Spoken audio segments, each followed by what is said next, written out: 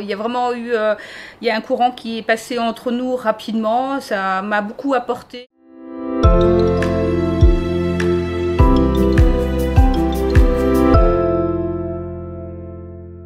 Alors, la communauté de pratique des dirigeantes, moi à l'origine, c'était surtout pour l'aspect réseau, cette opportunité qui était offerte de connecter avec des femmes et des représentantes d'instances un peu partout en France, et c'était vraiment la première motivation.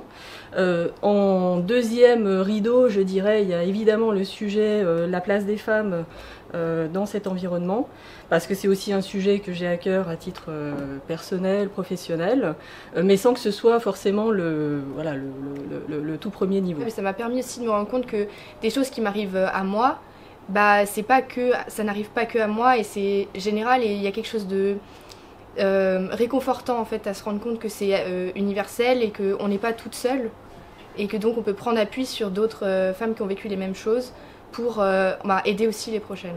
S'il y a une communauté de pratique sur les femmes dirigeantes, c'est qu'il y a une problématique. Voilà.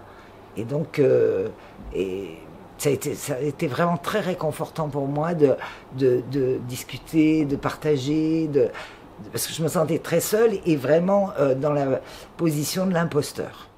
Et j'y allais avec pas beaucoup d'idées, en fait, me dire qu'est-ce que ça va m'apporter, etc.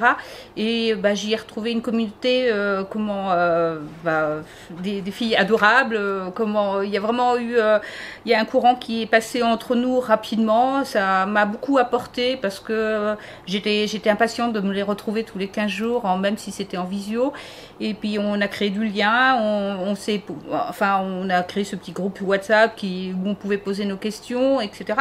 Et ça a été vraiment beaucoup de bienveillance et puis de réconfort et puis de questionnement. Et vraiment, c'était une très belle initiative.